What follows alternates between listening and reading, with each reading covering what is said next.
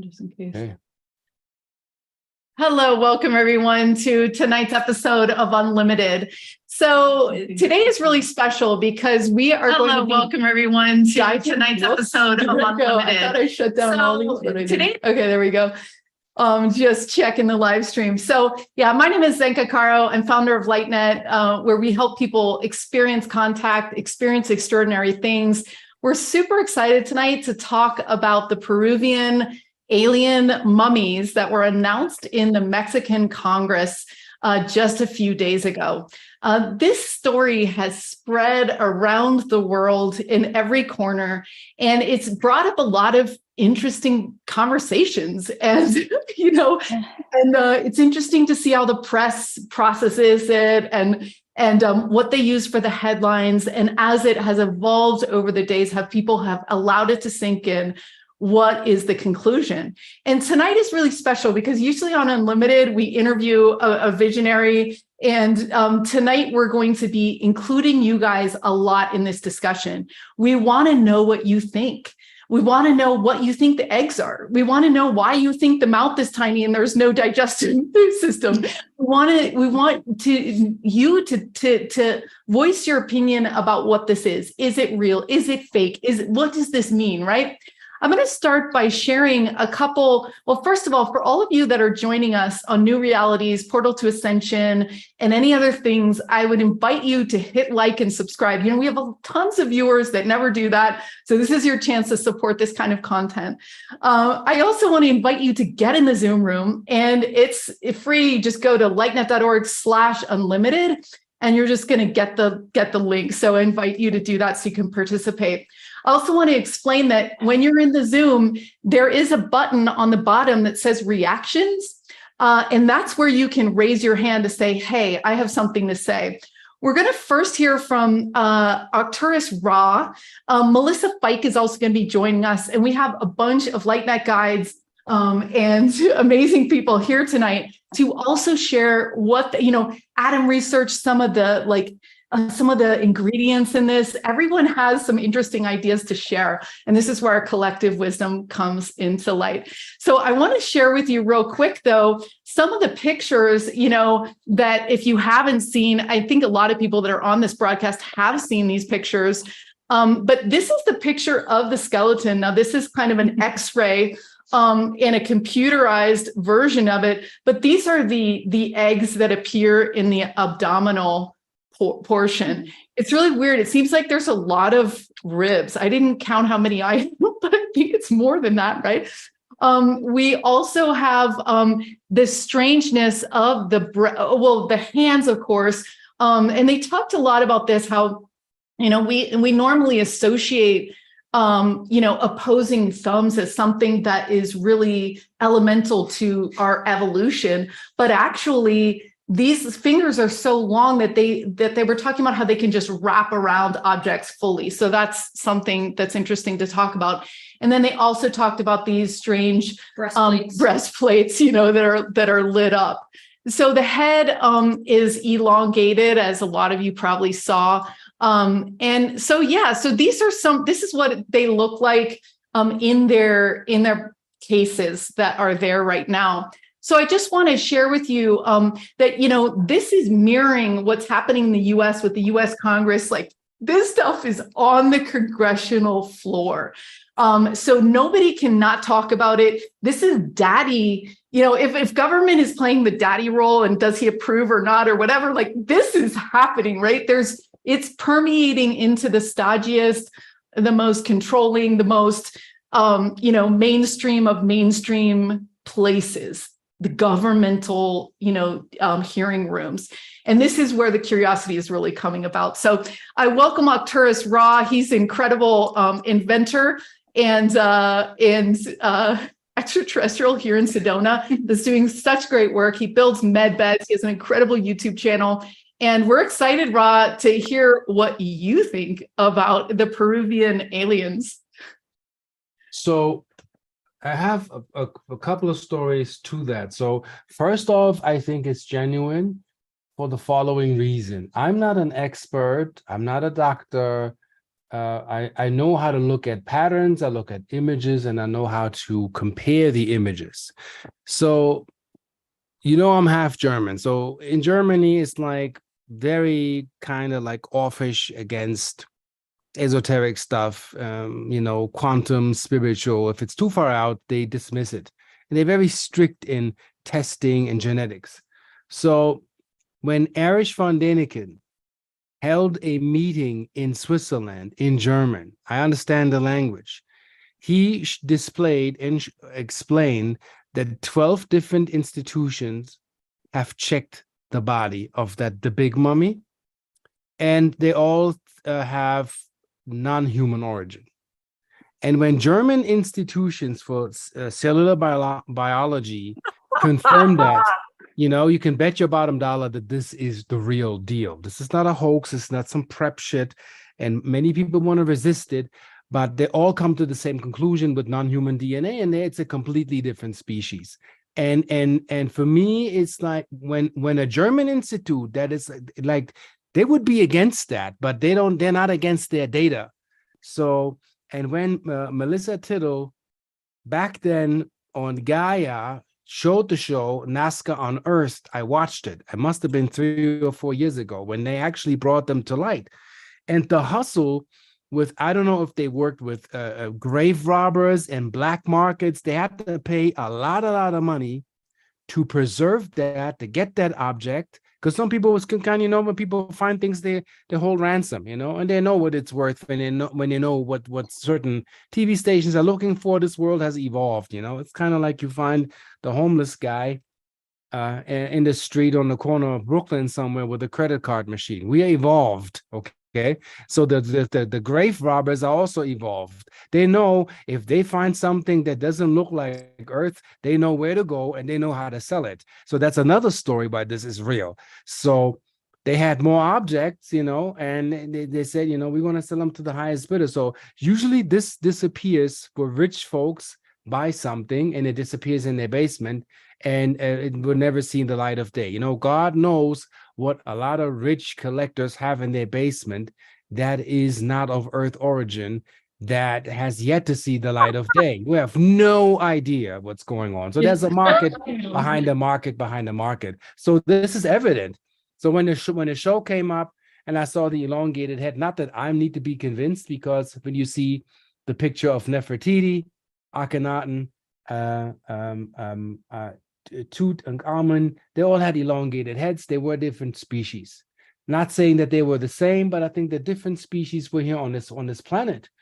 And when people are able to compare pattern, this is real.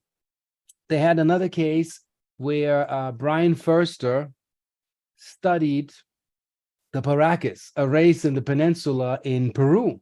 Elongated heads. They found the bones, and then the status quo of the and I love it. I call them the quackademics. They insisted on this is because they bound the heads to make them look like the imaginary gods. But here's the thing: there's a difference. There are races to this day that bind the heads at birth for the kids in Africa to mimic the gods that come from the sky. But their original heads they found, some are called the Dunakile tribe, and these heads have more volume.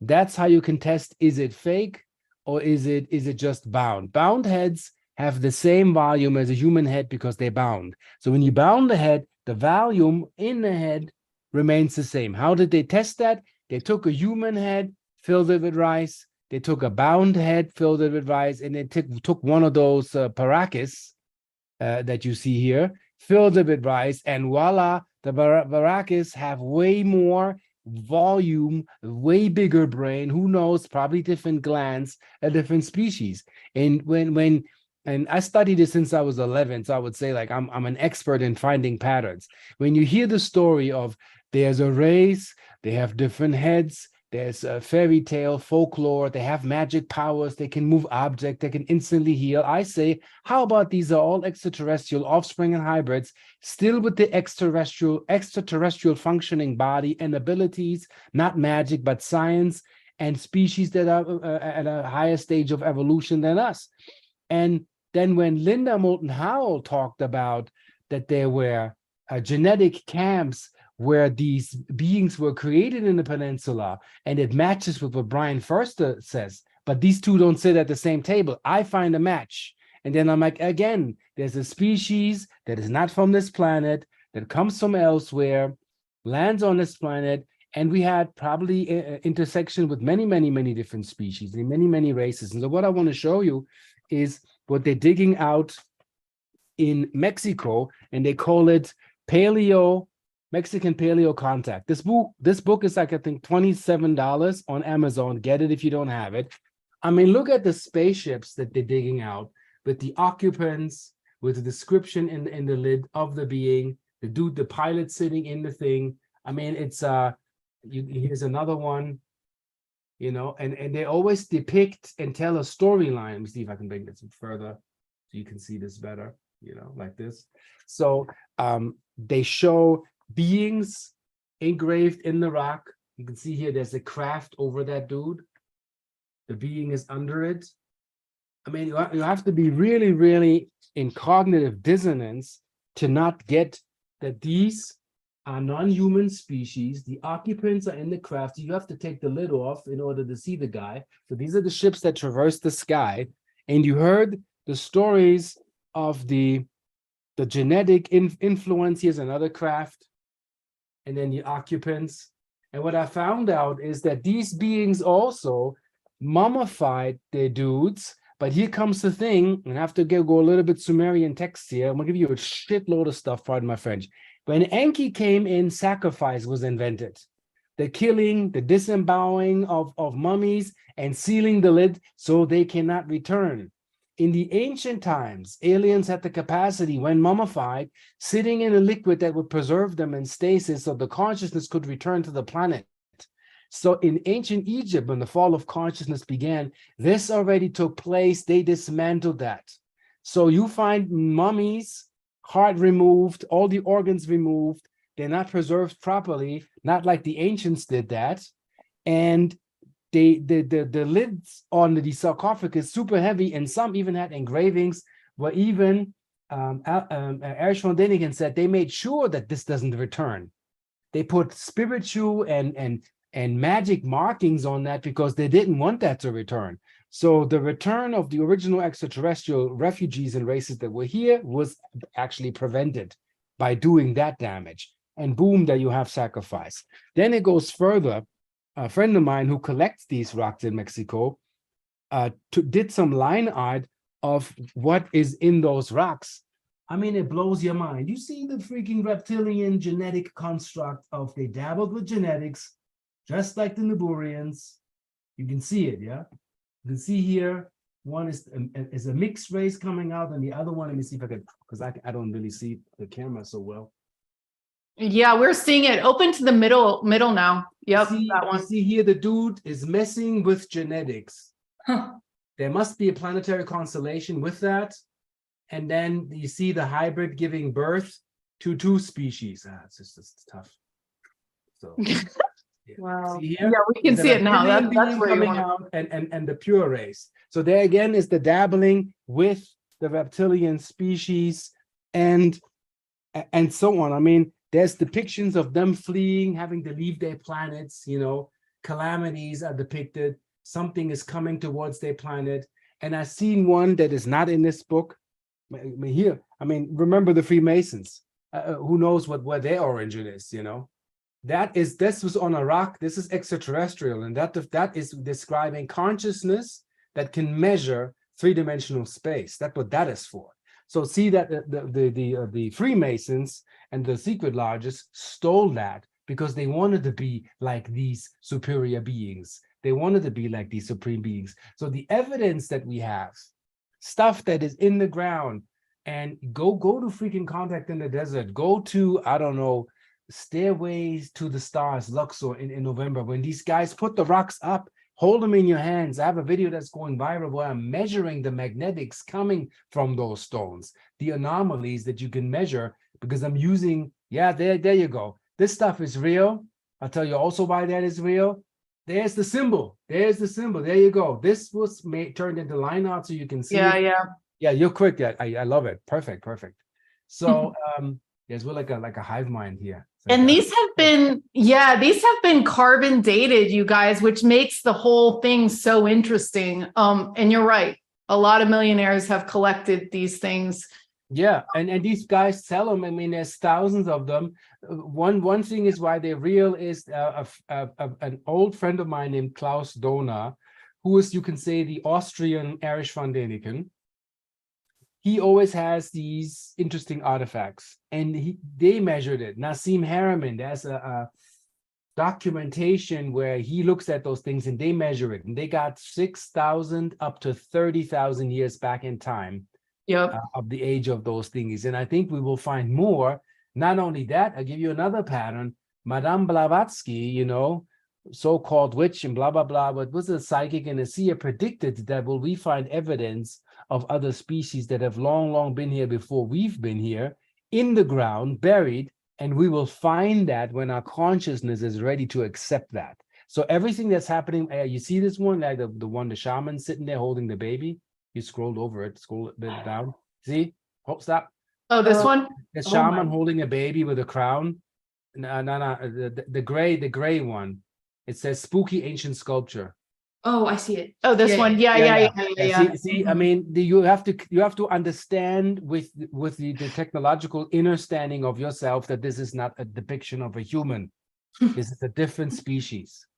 So back to what they unearthing in Nazca is real. There's no question in my mind, you know. Yeah. So you guys, by the way, this is Nazca. So this is, you know, when I was living in South America, everyone talked about this place in Peru and how these things are left, and they kind of laugh that anyone thinks it's anything but alien. I mean, they're just like, how does anyone not understand that this is not terrestrial?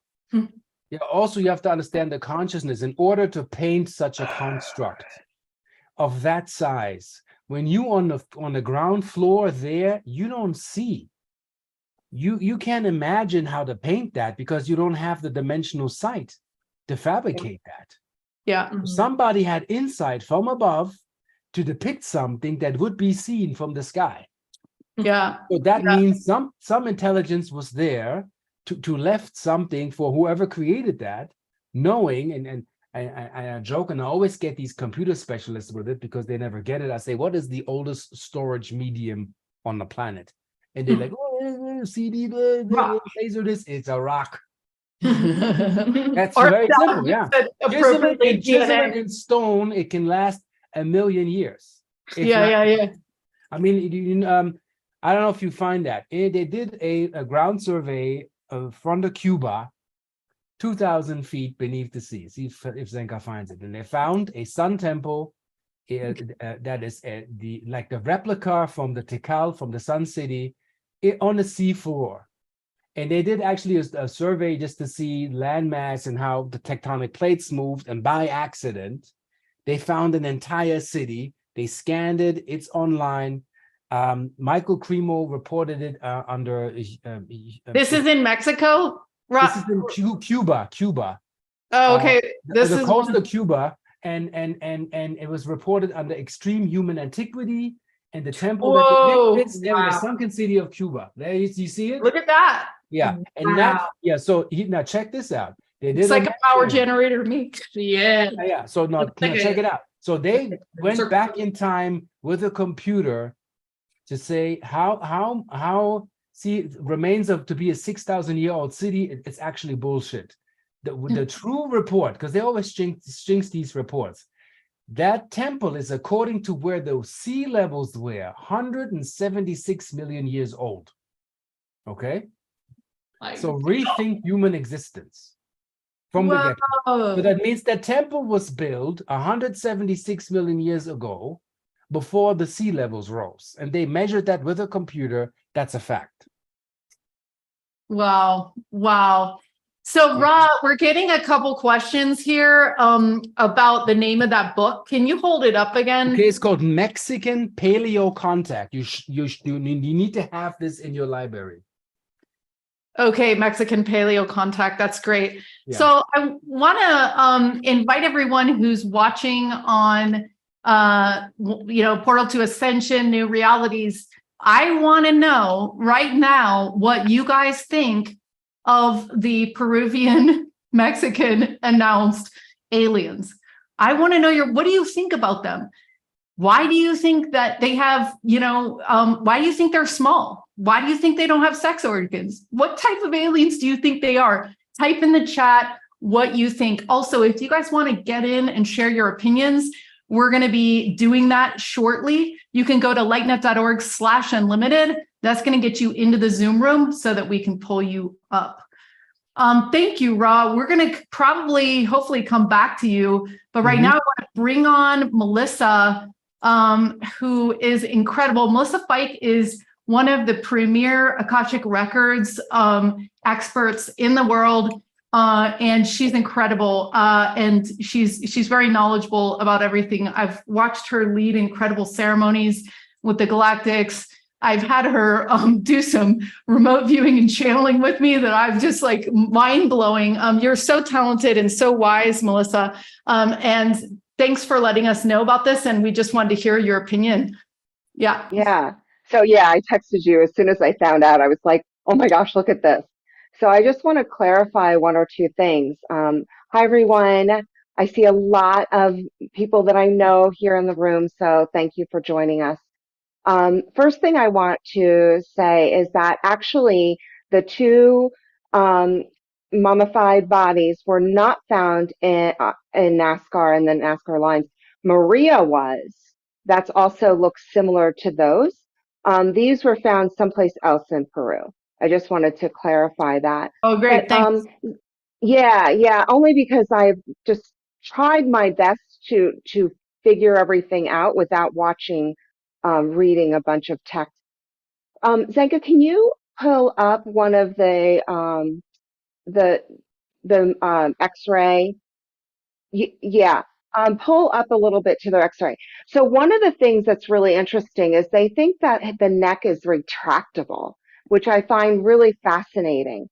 So it's kind of like you know how a turtle can pull its neck up and down.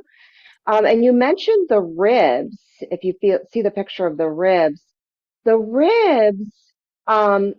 around the body, and it's all one unit. It's just different how they are created because there's no it looks like they're not breathing the same way we breathe.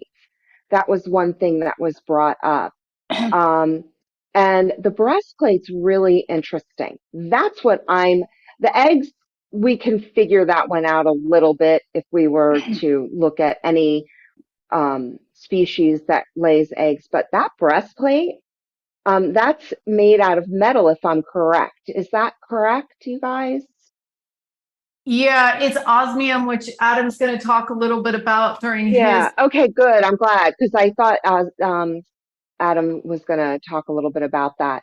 But so I'm curious, that must be something that they place in there for a reason. And these beings, it's 30% of the DNA is of unknown origin. And that is, they don't know. There's no species that they can attest that DNA is part of any species on the earth right now that they know of. Now, there's all sorts of possibilities. Extraterrestrials are one, interdimensionals are another. They could be, I'm just kind of throwing stuff out there. They could be elementals. They could have been elementals that have, used to walk the planet and maybe they ascended and then we don't see them in body anymore. Or maybe they were, became extinct. I'm just saying that's a possibility. Their bones are light. There's a lot of little things about what they found here. Now, this is the thing. There are a lot of skeptics who will say it's a fake, they're lying, whatever. Remember, this was in Congress in Mexico, so they were all sworn in. These were scientists. They've been studying this since 2017, 2018, when they were found in 2017. So there's been a lot of different DNA testing, X-rays, MRIs. The eggs were found in there, no external genitals.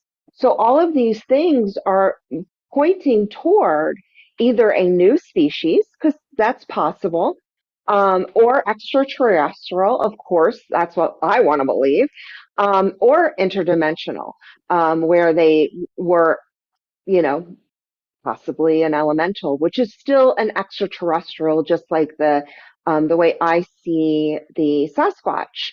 They are also terrestrial to the Earth plane and then interdimensional because they can work in and out of the Earth plane. Um, and I think that this is just showing us. Wait, I have a really funny story. So I was out to dinner last night. I was like, "You guys, did you see what they found?" And a woman who's visiting from Australia, visiting Sedona from Australia, turns to me and she goes, "Yeah, the U.S. said, look, we have some like sketchy pictures of UAPs," and Mexico goes, "No, we have two bodies," and they one-upped us. So That's they hilarious. are, I was just saying yeah, to they're like, we can get better than that. So this that's so is good. the opening for, yeah, it's funny. This is the opening for disclosure, but guess what? There are going to be people who are not going to believe it. I told my son, who's a little bit more of a skeptic, never used to be, but all of a sudden he's smarter than everyone. And he said to me, I don't know if I believe this. And I said, oh, I said, but you're the person who, if they landed on the White House lawn and said, we are extraterrestrials from this location, you'd say it's a hoax. So it's not about making people believe it. And you don't have to believe this, but be open-minded for what's possible here. And what does this really mean to us as a species? Because that's what's interesting to me.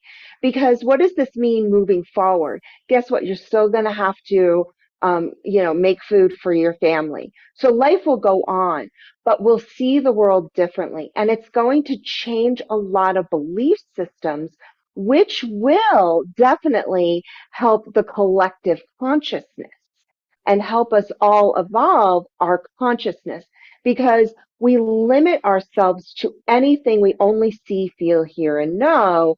That's the majority of the population. Now, there are people like Ra and Zanka and I and Adam. We see all sorts of things, but most people don't, and it's hard for them to believe it. So it's awesome.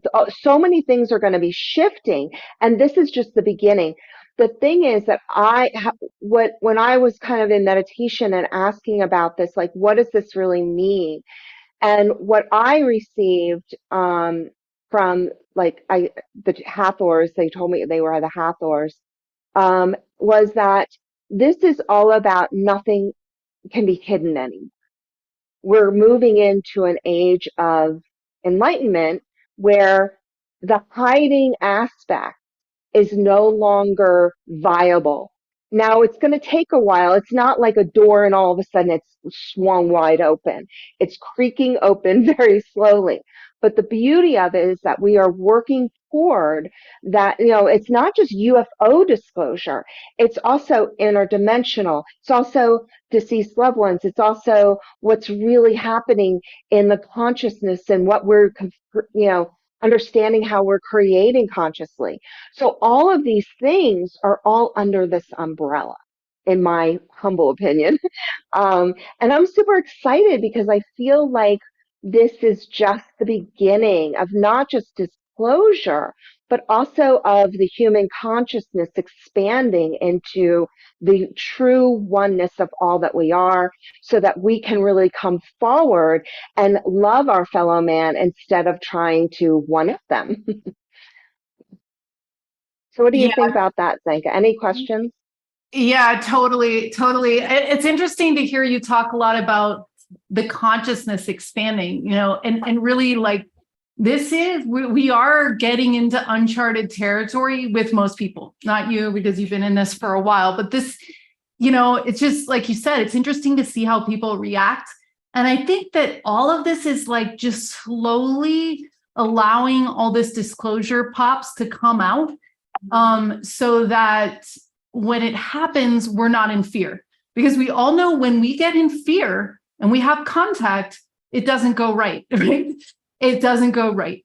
And the fear reaction is protection, security, safety, blow it up. You know what I mean? So that's why I think this is a really beautiful discussion. I encourage everybody who's watching to get in the Zoom, because nobody really knows. And so that's why we want this collective wisdom. We're going to listen to a bunch of people that are here gathered, and we really love putting all the pieces together from everyone.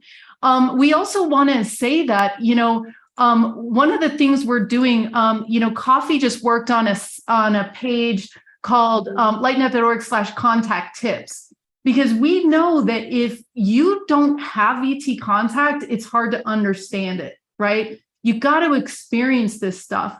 And pretty soon you'll be inventing things like Ra, you'll be channeling things like Melissa, writing books, right? It's opening yourself up to this information that comes from more evolved beings, right? And as we always say, if they wanted to blow us up, they could have done that a long time ago.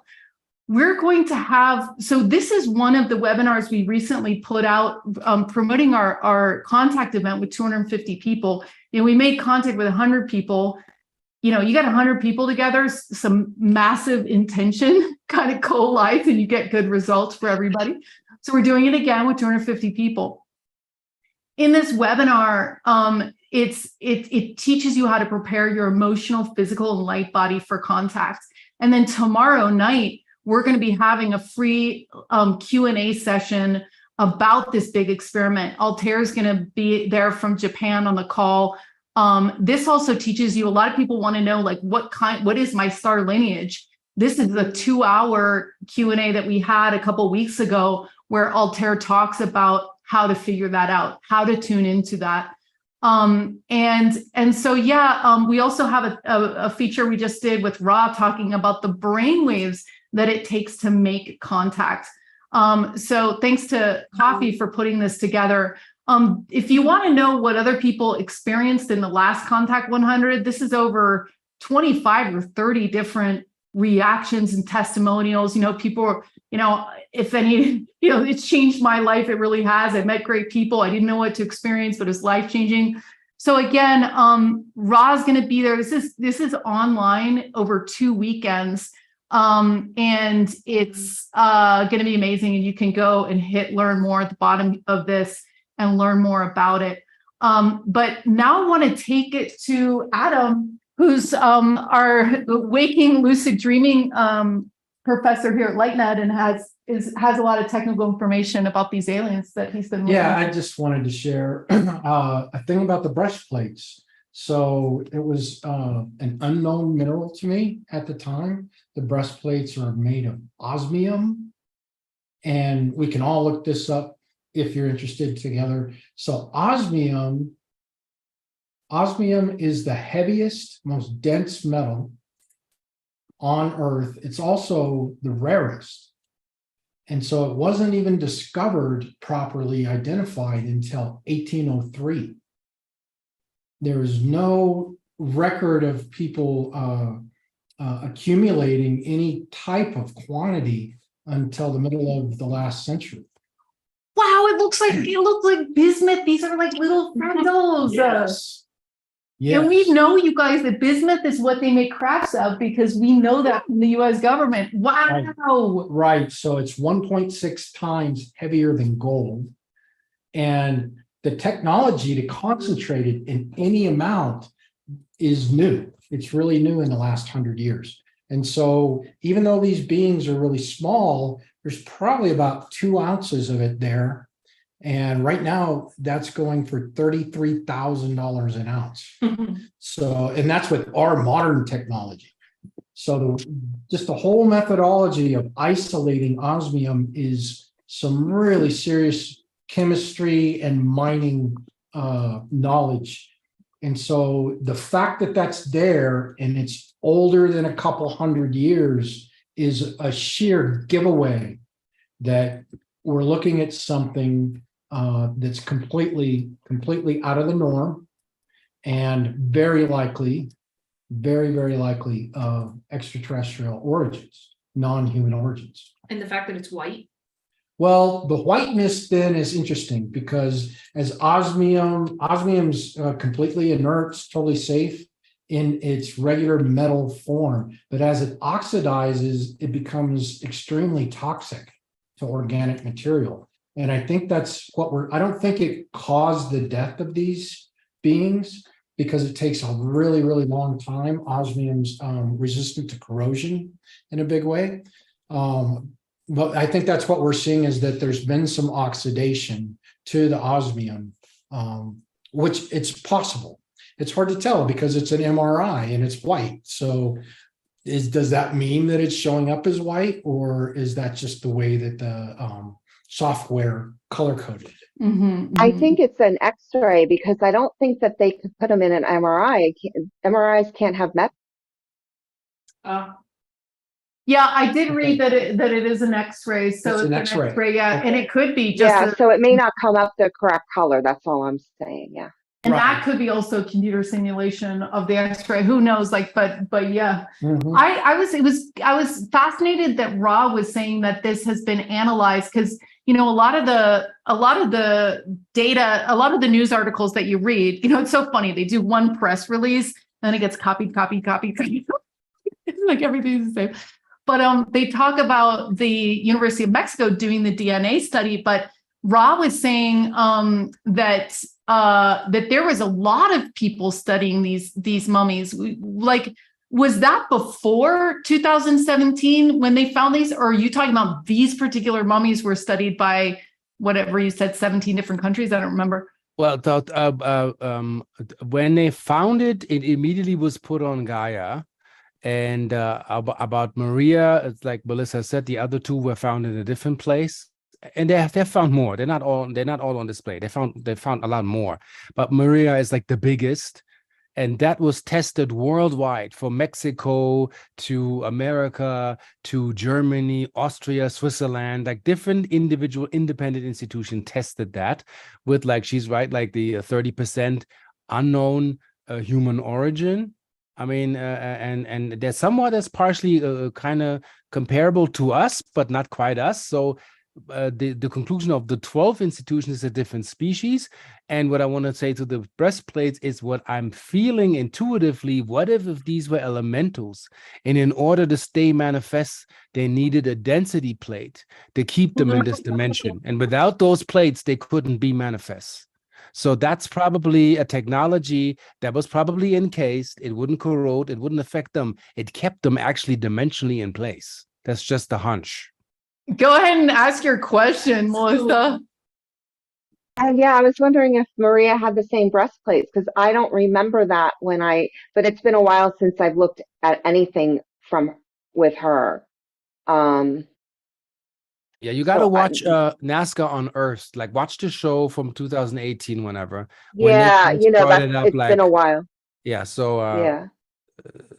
There's a few specs in there that will fill in some blanks. But this talk that Erich von Däniken gave was in German, and I don't think it was like major public. Not many people know, and I happened to catch it, and so I watched him talk in German about where they shipped it all to in Germany and in Austria and in Switzerland. And I'm like, if these companies say this is genuinely proven to be the real deal, like the anatomic structures, the bone alignment, like and that you can't fake that how the tissue is connected and everything, and the genetic testing. And when 12 institutions all agree, I rest my case. I mean, I'm not trying to go anywhere else with any I agree. skeptic, because these are the pros. They know. And when they say non-human origin and the eggs, that's not too far-fetched. We know that turtles lay eggs, lizards lay eggs, so all species on Earth reflect the species in the cosmos. If you study what the shamans tell you, what folklore tell you, then they're not from here. Yeah. I just say something. Jay said that osmium is excellent radiation shield. And, a lot of contactees not all of them, but a lot of them have a higher amount of radiation. And if you've watched Skin Rock or Ranch, they also talk about how there's higher radiation, so they're always testing for radiation. So that makes some sense if they are extraterrestrial, because maybe they need that radiation shield Also, Mhm. yeah. to Could also travel be. interdimensionally or through planetary, I don't know. That's pretty interesting. Yeah, well, Ooh. Yeah. we could correlate with when the abductees say some of them were taken aboard craft. Even the one Elena Danan said that she had to get a special dimensional placement device that she could be in the resonance of the craft, that was on a completely vibratory frequency, and she needed to wear that on her belt in order to be manifest in the craft. I mean, you got to go hyperdimensional here, you know? Yeah, totally. So I want to keep moving it now. For those of you guys watching, oh, great, we have Susan here. I know she has some ideas. We're going to go around the room here. You guys can introduce yourself, talk about what your opinion is. Now, we can also get into the non-technical aspects about this. We can get into what you're channeling about it. We can get into why you think there's no digestive system, why you think they're so small. We want to hear from you guys. So we're going to go to Ashley next. And Ashley, go ahead. What are your thoughts? Hello, everyone. Speak up. My thoughts about these beings is that they're seventh dimensional. So if we discuss that there are 12 known dimensions of our atomic reality of atoms, these are seventh dimensional beings. When we don't need to take energy from outside of us, we don't need digestive tracts anymore. Breatharianism. And then some, right? Ah, And maybe the Osmium is giving them some energy source too, or stabilizing their energy patterns in a biological form. So I Also- do sense that we can somehow atomically show up all the way up to the ninth dimension. But we may not need to consume energy the same way we consume energy here to live and survive as biological beings. right. Yeah, and many of you guys know that are psychics and healers and whatever, you can't be eating a big meal before you do that, because your entire energy of your body is in your stomach dealing with digestive issues. You know what I mean? So if you want to be psychic, like, don't eat right before you're going to do that, right? So it even makes sense that they go to lighter type of things. It That's is super amazing. fascinating. It is amazing for fasting for 21 days. Yeah. And then on dry fasting, and then eating Satsuma orange 7 days in, and recognizing how much food really grounds us to 3, 4, and 5D. Right. So it helps us feel normal. Yeah. We're fasting for 40 days. Yes, you all. We did juice thing for 40 days. Man, that was interesting. But yeah, and Viola here in town, she wants to do breatharianism for 7 days. And she's like, this has always been a curiosity. How the heck do people do that? Super fascinating. Indy 108 is here. She's a singer. She's very telepathic, very spiritual, super awesome. She just landed in Sedona. She's going to be at our Contact 250 event as well, holding down the field. And we'd love to hear your thoughts, Indy, about what's going on. Thank you. I feel like Spirit is trying to show us our capabilities. I think Spirit is showing us past, present, and future all at once to show us that we're capable of activating our light bodies by becoming breatharians, and by activating our light bodies, and by realizing that all the minerals and nutrition that we're seeking are all around us. And it's about connecting in that collective consciousness together, and opening our single eye to see how much power we have. And so I think the extraterrestrials are coming to us in all forms, and the artifacts are coming to us just to really show us how capable we really are as we shift into our higher timeline, into new earth. So I feel it's really connected deeply with the spiritual. Yeah, very cool. And we just made a song, Starlight and I just made a song called Galactic Reunion, that reunites you with your celestial star family. It came out on 8/8. And now we're sitting with you guys right now. So think magic is very real. It's very good too. I did the cover art for it and it's Yes, you did. really cool. Like I love their song so much. I've been playing it on repeat. It's awesome. Cool. Yeah, we'll pull it up, you guys. And yeah, that's super great. Starlight, what's your sense about all this? I feel that Speak up a little bit because we want to make sure everyone can hear you. I feel that they weren't dug up recently. I feel that they've been studying these things for a long time, and they've been documenting and hiring all the best psychics, all the best remote viewers to get as much information as possible to connect with these beings and to remember their technology and bring their technology back. I feel there's a lot of positivity when it comes to these types of things, as well as like negativity when it comes to people wanting to take advantage of it, and then also people wanting to do better with it, by bringing back that curiosity and like bringing back their technology, because majority of the people that were here before us, or the beings that were here before us, I feel like were very advanced, and even at the same time as us, I feel like they were very, very advanced, and a lot of the lost civilizations show that and express that, and they're only lost so that they can be found again. So I feel that these things are just now coming up because the truth can never be hidden, and they've been trying to hide the truth from us for so long that it literally it's coming out. Like trying to hold a handful of water. It has to leak out. Yeah. And as Ross said, these mummies are in the collection of millionaires all over the planet right now. And this one happened to get into the Mexican Congress, you know what I mean? Which is great. And I want to hear from you guys, do you think that these are future humans? Do you think we evolve in this way? And are they somehow time travelers? Like, yeah, what do you think? We want to know. We're about to get to you guys. We have Coffee, who's going to share, and then we have Susan Schatzer, and then we're going to go to you guys.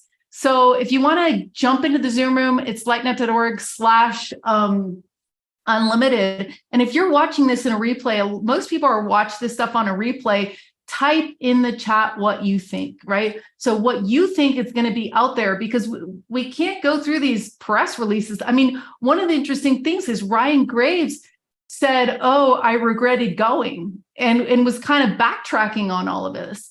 So we want to know about that, you guys. Does this, if this isn't real, does it backtrack the whole disclosure movement and make people more skeptical? Why do he didn't give a lot of information about why he wasn't down with it. So again, these are the steps that we're taking. It's almost like the world is like, we're ready. And then it's like, wait a minute, we're not ready. And so the reality keeps like moving in a wave of we want this, but we don't want this. We want this, but we don't want this. And so that's why you see everything moving forward and taking a step back. It's like a wave, right? So anyway, Coffee, what is your thoughts on the Peruvian alien? Yeah, so, oh my gosh. So, okay, I've heard a lot of people saying a lot of different opinions on, oh my God, what if they're like just voodoo dolls? What if they're like, from a culture or whatever, not alien? But then they did the DNA studies and like, we have all this evidence, right? That they are absolutely like some bit at least extraterrestrial. And I was thinking, really considering, yeah, this might be stuff that we've already have like information on, but the fact that it was put in front of the Mexican government and like said under oath, like, oh, here's all the evidence, here's all the facts, it's like coming to the surface now. And that is really cool. And we might have to go through a period where we uncover all of the conspiracy theories and confirm or deny the realness of all of this before we can really start getting to the new, exciting, juicy bits. So yeah, and then me and Adam were having a really fun conversation yesterday about just like what the different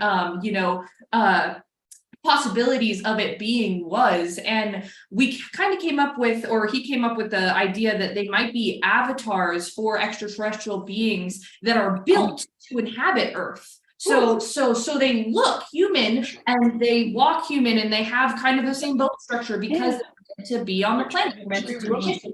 maybe that's why they don't have any, sex organs or anything like that, or yeah. So that was really cool. And then we also were thinking maybe the extraterrestrials did a study on us, and they saw that we really love little things, like we love babies, and babies have really big eyes. So maybe that's why they gave them really big eyes. They just opened it, So it was really great. It was just a funny conversation. And then I also really like the idea of, the fact that the Mexican government just put this out over our really crappy little pictures of some UAPs. So that would be awesome if this just turned into a pissing competition between our couples, because that would just be so cool. Like, imagine the amount of evidence that could just blossom forth after one trying to prove the other wrong, or right or whatever. So yeah, I'm kind of hoping for that. I would love that to happen.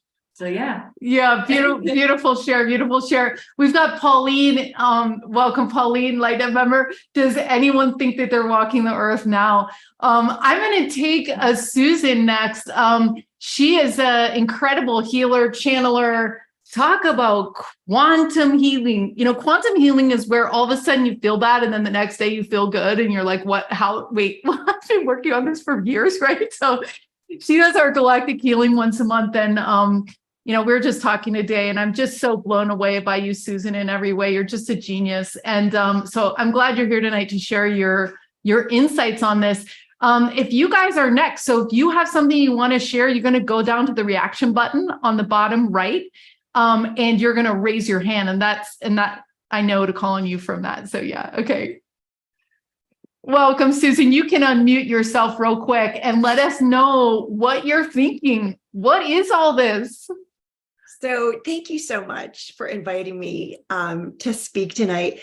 Yeah, so energetically, like today is the day and now is the time. Our consciousness and humanity is like ready to receive this information. And with all the ideas everyone is sharing, it's sort of like D, when we used to take a multiple choice test, you'd have one of the answers that would say D, all the above. So that's what you're showing me, that it's D, all the above. So there's like pieces of everything that everyone's talking about that are true. And then there is this element of the conspiracy that the last card, that the cabal has to play, on humanity would be the false flag of an alien invasion. So what better way to default that, right? To just squash that is to bring up more alien information, more bodies, more results, more DNA, more pictures, talk about it, get it into the mainstream, because that's what needs to happen for people to sort of get desensitized from the fear and actually have an awareness of aliens, their technology, and like the contribution that they can have with us here on the planet. I mean, so long we've heard that those games that our kids were playing were too violent, and then they were going to turn out to be violent. Well, that's not actually true. That didn't happen. And you know how we're told salt's good for you, salt's bad for you, and coffee's good for you, coffee's bad for you, and a glass of red wine is good for you, and a glass of red wine for you is bad for you. It's like that kind of a thing with the energy. It's like, what better way to bring forth information and to prepare the masses for the disclosure, that is absolutely positively taking place. And it's so much more about, why now? Like, why not a year ago? Why this year? With it, because not only what we're being shown now, but there's so much more that is, in a hidden state that's ready to come forward. And a lot of our frequencies are raising as a whole. And even the planet herself, the Schumann resonance, has elevated quite a bit throughout the years. And this is all coming right in, because the frequency you are is what you attract. Like attracts like. So those people who are aware of this, and this has shown up in their realities, because they're ready to receive it. They're in alignment with it, and it makes sense. So thank you. Yeah, thanks so much, Susan. You're reminding me that, one of the things we think, so there's those 3 eggs. One of the things we're starting to think is that when you move out of duality, you start to get a configuration that then repeats forever. So once you get past it's almost like once the feminine forgives the masculine and the masculine forgives the feminine, and there's peace between those units, then you bring in the 3rd piece of it. And then that becomes the community that kind of goes on forever, right? Then you're out of duality forever and everything can really blossom. I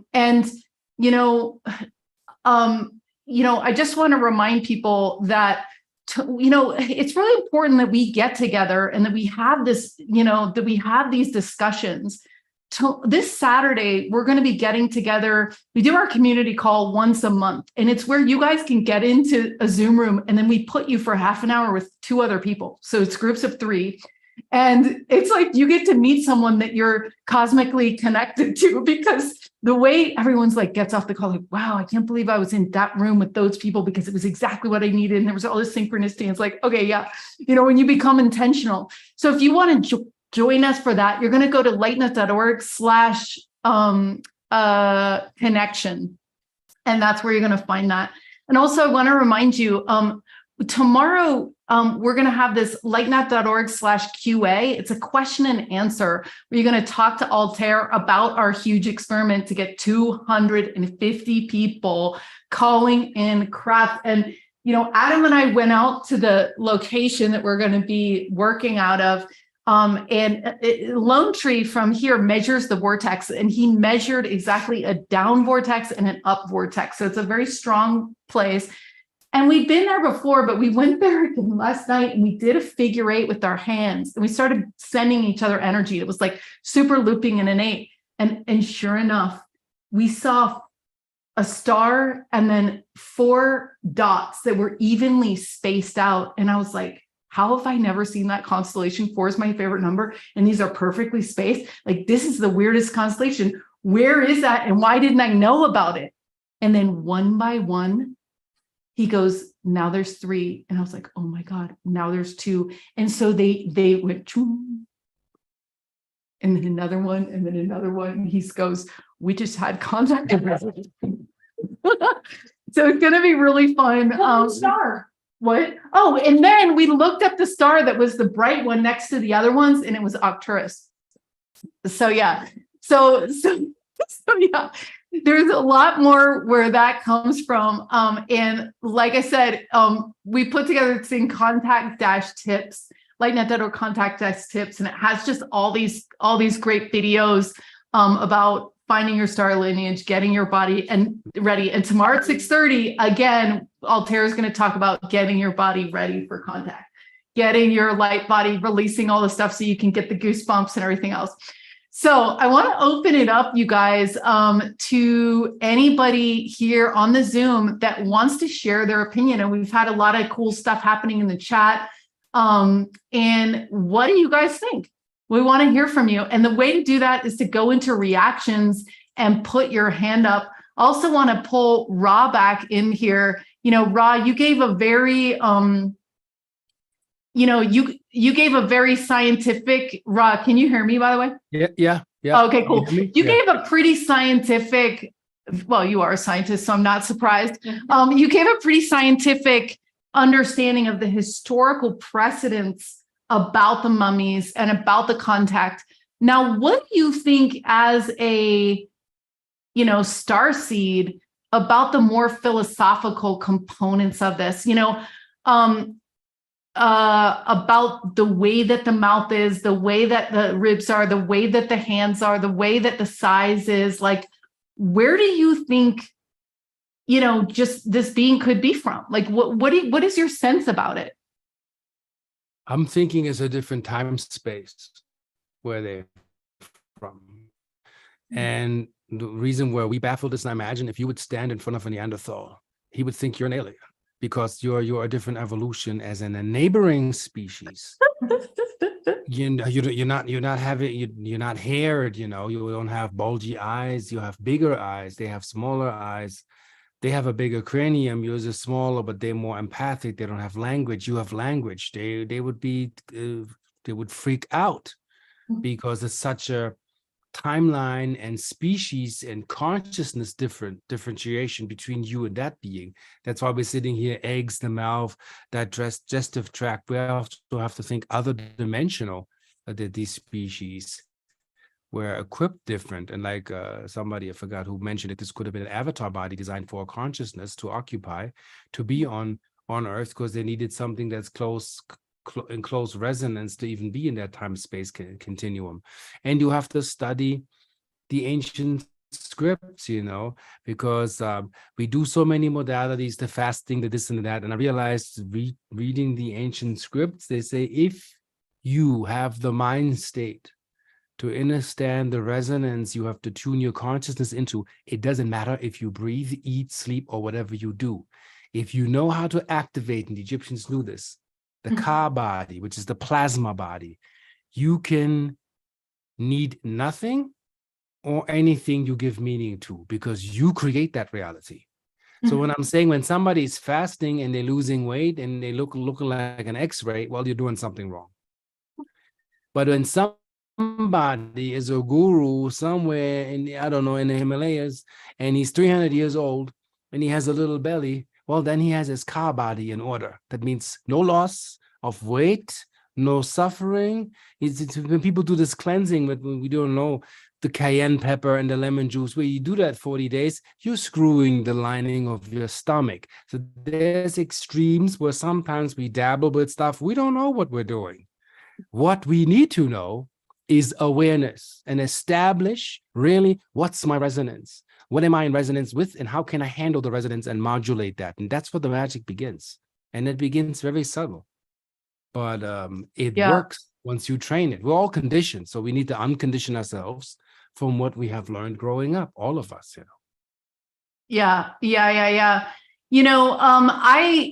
Altair recently shared a document with me that talks about, it was a leaked document where they call the aliens EBOs, exobiospheric organisms.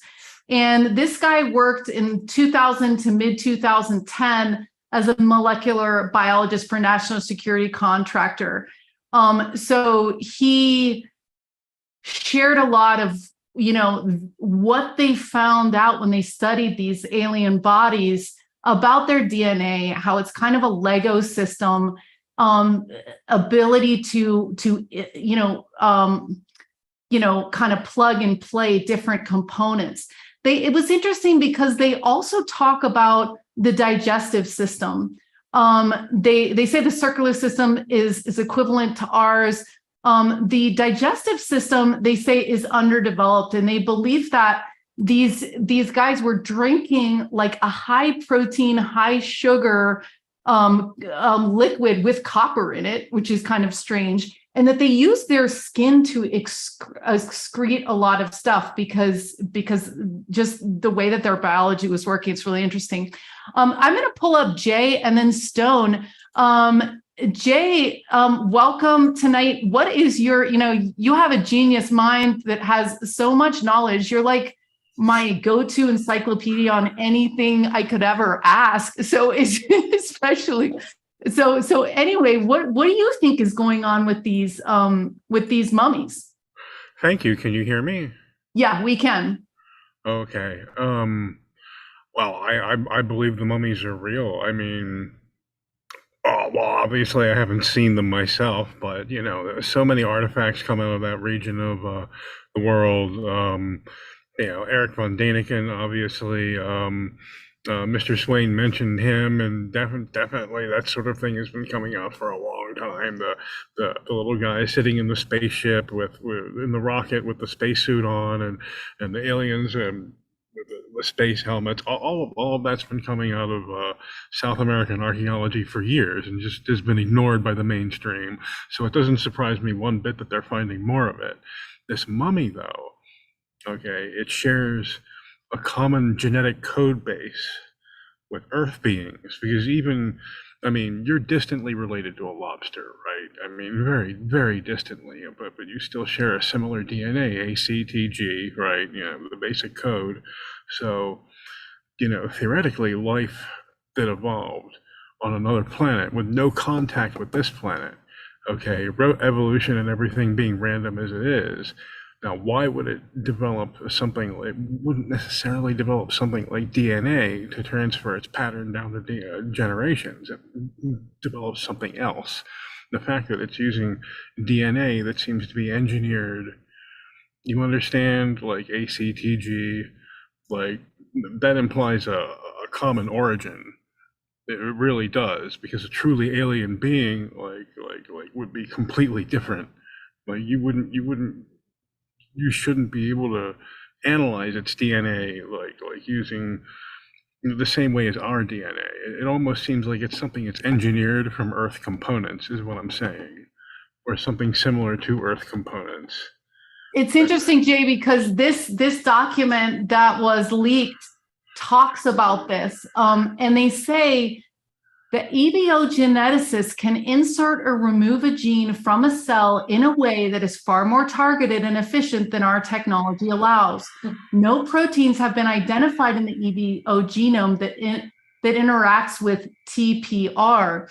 Rather, we believe that these proteins are exclusively targeted by external genetic engineering tools, probably used at the zygote stage or the embryonic development. Okay. Well, I would have to ask, how old is this leak? 2000 to 2010 is when he worked on that. Okay. The thing is, since then we've developed this thing called CRISPR. Right. Exactly. And it turns out that genetic engineering is a lot easier than we thought it was. Using lot viruses. easier. Yeah, right. yeah. Not just viruses. They've experimentally cured sickle cell anemia this way. This is real. This is real world stuff. Like, they just take CRISPR, and they always thought that, like, if you altered a gene in someone who was an adult, that it wouldn't express. Like, well, your genes have already expressed. Why would that express if we? And it turns out that no, actually, like in the case of sickle cell, at least, it expresses immediately, and the bone marrow that gets produced in you from the time that they redo the sequence isn't producing sickle cells, and eventually it all replaces, and you're fine.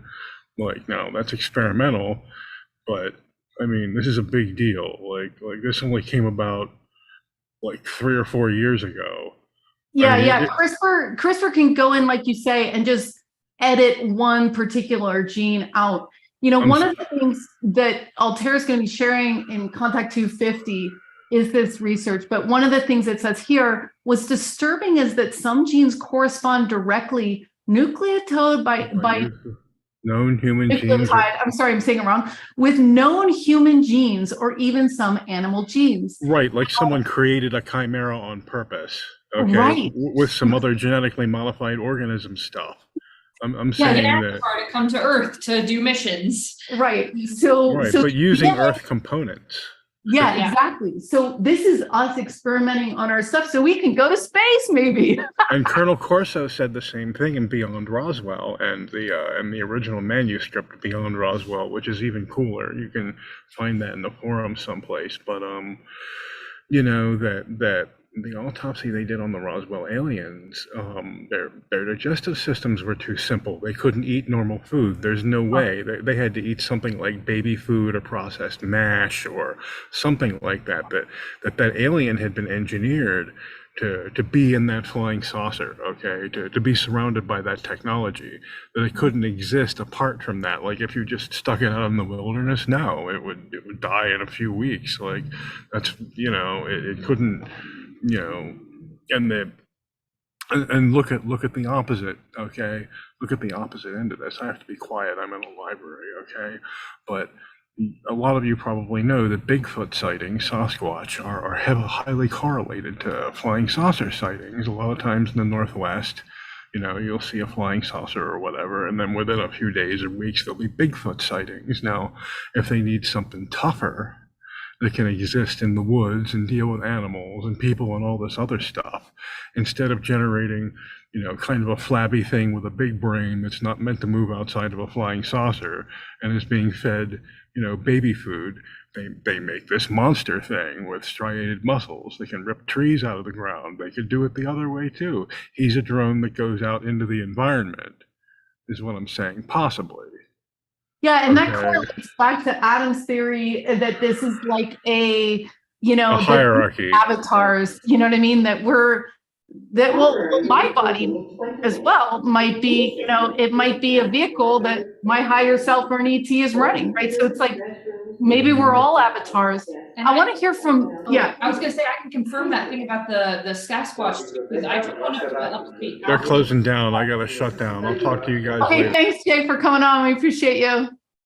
I went to upstate New York, and they do a lot of ET work up there. They channel, and they have these ships and all kinds of contact. People who are clairvoyant see beings walking around all the time, and sometimes they're even almost physically manifest. Like, I'll be talking about this on my contact call, but they have a Sasquatch that like lives there and comes around all the time, and they can they smell him. He smells like a bear, and he'll just like stand outside of like the cottage that they have, or they'll hear him rustling around at night. If they have tents, they have people stay out in tents, and they hear walking, and it's almost like a soft walking because they're really in tune with nature. But it's kind of cool that's mentioned.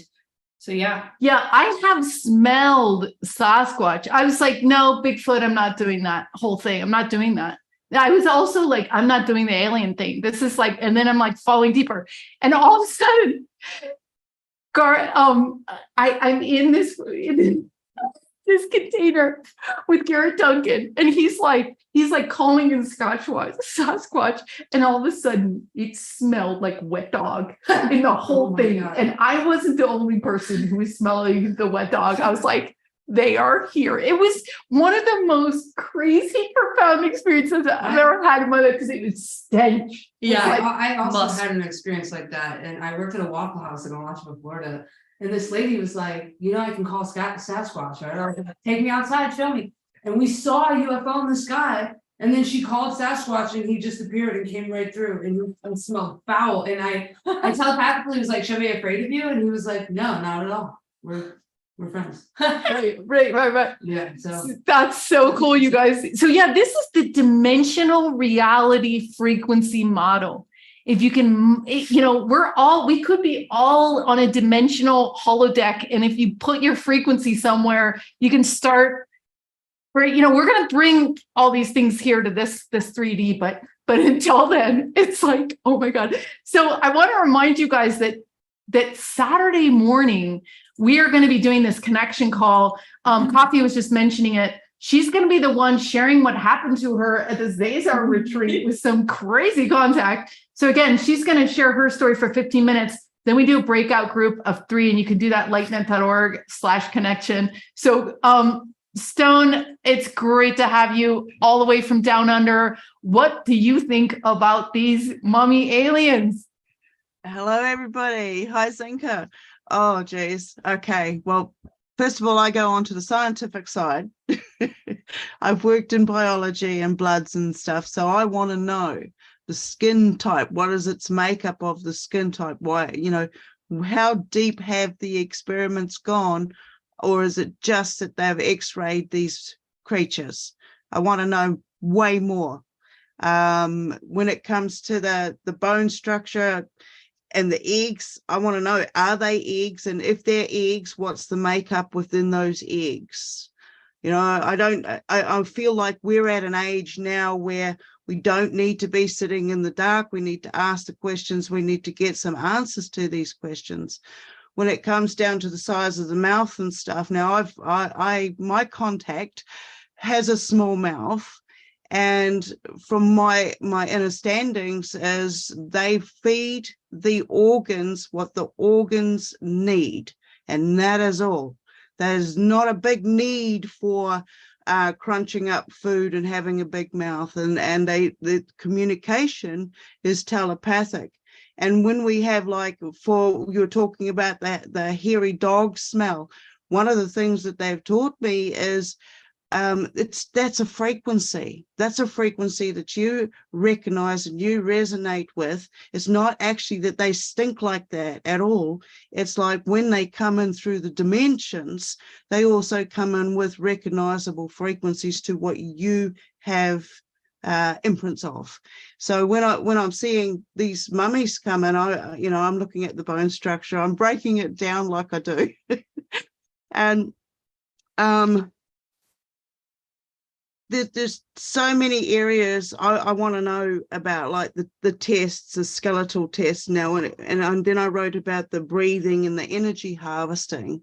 When they come in, it's like, I think Renee was saying about the animals. I've got a stray cat at the moment, and I have to go through a whole process of breaking down what is a safe contact and what isn't, and whether or not he's going to take food from my hand and feel safe enough with me before we can communicate on a more of a spiritual level. They only come in when they need to come in with a message, and then they move on. So when I see these beings, we've got history of, we call it the tiki here in New Zealand, and Māori is a tiki. And when you look at the carvings, you'll see that the tiki has 3 fingers and 3 toes. Meanwhile, man has round eye, and the other one has a slanted eye. So we've got a history of bird woman, bird man, with the tiki flying on these different vimanas and being told that they're silver birds from the sky. Okay, came in from a silver bird from the sky. So all of these little things, and I'm seeing like the mummies that's on show right now. I think there's more to it. And like what Susan was saying, there's other agendas at play here. There's a lot of information that's coming out, and we can only work with what resonates with us at the time. So, be aware. If you're already in communication and contact with the beings, you'll know when the true ones are standing in front of you and the synthetic ones that have been designed to stand in front of you. So, yeah, that's about it. Yeah, thank you so much, Joan. Amen. That's a good insight. Yeah, amazing. Thank you so much. You're so brilliant. We're so lucky to have you in the community. So you guys, I'm going to let Susan say any final words, and then also I'm going to bring Melissa up to share any final words. Again, you guys, I'm kind of surprised. We're going to close after Melissa and Susan have their final word, but to tell you the truth, I'm a little surprised that we didn't get more people stepping up to voice their opinion, because you guys, this is unknown. We have like 3 of the pieces of 12 that we need, right? So your opinion is valid. Nobody knows about what's going on, and we want to teach you guys to trust your inner knowing. You know what I mean? Just like India was doing, she was just like, close her eyes, and she's like, well, this is what I think. That is what we want you to learn to do, because that's what we've got until they're here and we're going yes, no questions, like conversation, invite them to the party, whatever, right? Mm-hmm. So we want you guys to start trusting your inner knowing, because that's the way consciousness works. We all can tap into the field. And when we make connections with ETs, they can pass the information to us. So Susan, do you have any final words? Thanks so much for joining us tonight. Yeah, I would love to. So one of the top things that we know is that everything's energy. Like the food we eat, the clothes we wear, the technology we're using, it's all energy. And what happens is we're energy right now with a body. So we're spirit energy, soul, source, whatever works for you, with a body. The body is dense. It feels hard. It's solid. But scientifically, it's 99.9% space. So right now, you're a being, a spirit, a soul with a body until you're not. And then you're just an energy of being a soul without a body. And you're vibrating at a different frequency that people who are in the denser frequency, which is 3rd dimension or here present right now, can't see, because our eyes, we've been taught that our spectrum is this big since we were children. And we were taught that this frequency is green, and this frequency is black, and this frequency is purple. So you were entrained to only see in this frequency. But babies dogs, cats, animals, their frequency expands past where humanity's is. And some people who have their third eye activated or have, their superpowers or have come online have access to other dimensions. And so that's where the elementals come in. That's where trees come in. That's where everything else comes in, including our extraterrestrial families. I work with everyone's galactic team and angelic team when I do instant healing. And it's one of those things where it's an automatic ask when I have a client in front of me and the team shows up and they're here. And that is how what you were talking about, Zenka, being in neutrality, like not having a point of view, not being in conclusion that this is right and that's wrong, or this is good and this is bad. That's what locks us in. And so this is part of breaking through. This ET brand new exposure that's taking place is helping to break through what's right and true and not true, that society says is or isn't. And so our frequencies are expanding, and so will our energy fields. And with that, entire things are going to become more visible to us that have been invisible for so long. So Yeah, I'm that's excited. so cool. Thank you. That's so cool. Yeah. And we want you guys to help pull the invisible into this world. It just is a tipping point. That's why we're very passionate about putting on this Contact 250 thing. You guys, the more that we link our fields, the more that we call it in, there's a tipping point and it's going to happen. We had a comment about what is their skin and things like that from Stone. And I did read something, by the way, that the reason they say that the mummies were preserved very well is it was covered with diatomaceous earth. I know a lot of you guys know this because it's used for like cleaning and fleas and whatever. Like it's actually like mini razors that, offered a level of protection on the mummies that allowed, not even a flea who's tiny, tiny, tiny can get past it because it's like razors basically. Melissa, what we give you the last word here. Thanks, and Ra, thanks for joining us as well. Melissa, do you have any final words about this curiosity that we've found ourselves within? Yes, and I'm really about the energy and the consciousness and everything else. I think that is always the most important part. And this is also for the non-believers as well, so that we can bring more consciousness online. And I really feel that it's so often these people don't feel that these things are real, or that's not true, or that's woo-woo, or that's crazy. And it's okay that they think that way. All you have to do is just open up your own heart, your own mind to what's possible. I really think that this is just the beginning of everything that's coming online right now. And we're looking to the government to show up for us. But so many researchers in the UFO community have done a lot of work to bring information forward. There's a ton of information out there in podcasts, on Gaia TV, on YouTube channels. They talk a lot about disclosure and all that's happening.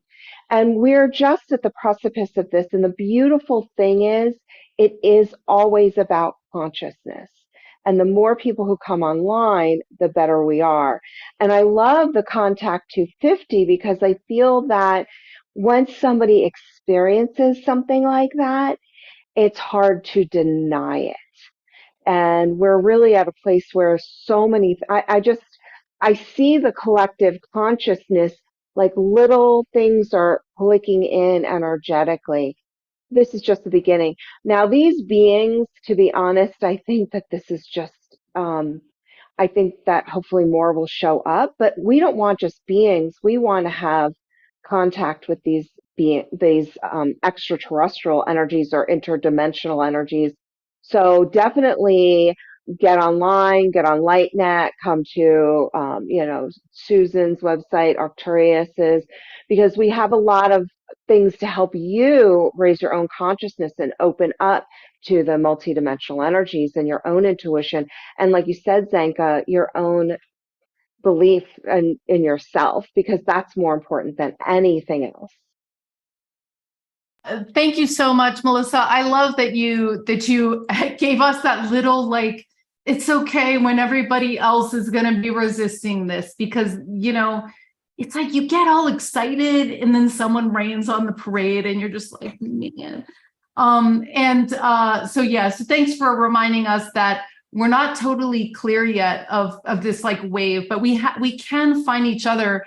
And so in speaking of websites and everything like that, I did want to share yours real quick, because what I think is so interesting about your work, Melissa, is that you teach people. So she teaches people how to read Akashic records for other people, right? So she puts together this massive, practical course. Not only are you getting all the information, you're with her, where she's guiding you through as you're stabilizing and figuring out how to do it. Because the practicing is what is important, right? Just as you mentioned, you can read all the books you want. If you don't start practicing reading someone's Akashic records, you're not going to know what questions you have. And then she's available on all these support calls to make sure that everyone is like 100%. And I love that you're duplicating your knowledge in the world and that you're empowering people instead of hoarding it, and that's what we believe at LightNet with our nonprofit. It's like, we teach you guys how to call in ships, and then we want you to teach a bunch of other people, because that's what it's all about. It's about this tipping point. Let's get to the party. Let's get to the galactic renaissance already. So thank you so much, Melissa, for joining us. Susan, you can see once a month on LightNet for her galactic healing and more, susanschatzer.com. She does incredible quantum healing. And Arcturus Ra also, rawkey.com, raw-key.com. He has incredible technology, scalar devices. We use them here at LightNet all the time, and he's such a genius. So Ashley had one final thought to add to the evening. I'd love to share. Here's an opportunity for all of us to endeavor into a deeper level of discernment. Take just a moment to recognize a truth that you may have experienced in your inner experience that you're bringing out to the world. And ask yourself, can you unlearn that truth? And then sometimes when we learn falsities, things that aren't really true just yet or not evolved, can you unlearn that falsity? So what's really cool is when we practice or take a daily practice to unlearning what we've learned, it peels away the falsities in our environment and in our world. And when you can't unlearn a truth you've really learned. It's not possible.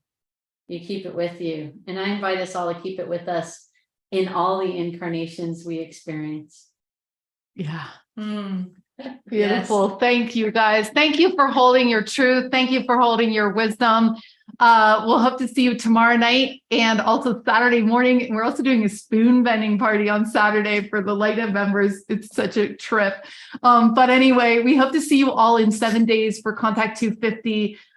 We will be your tribe, your loving support, your safe way to make ET contact. These are ancient Vedic, Hopi, and Amazonian techniques that we're going to get organized for you. So you just have the toolkit, the galactic toolkit in the house. All these guys are going to be here. It's going to be really fun.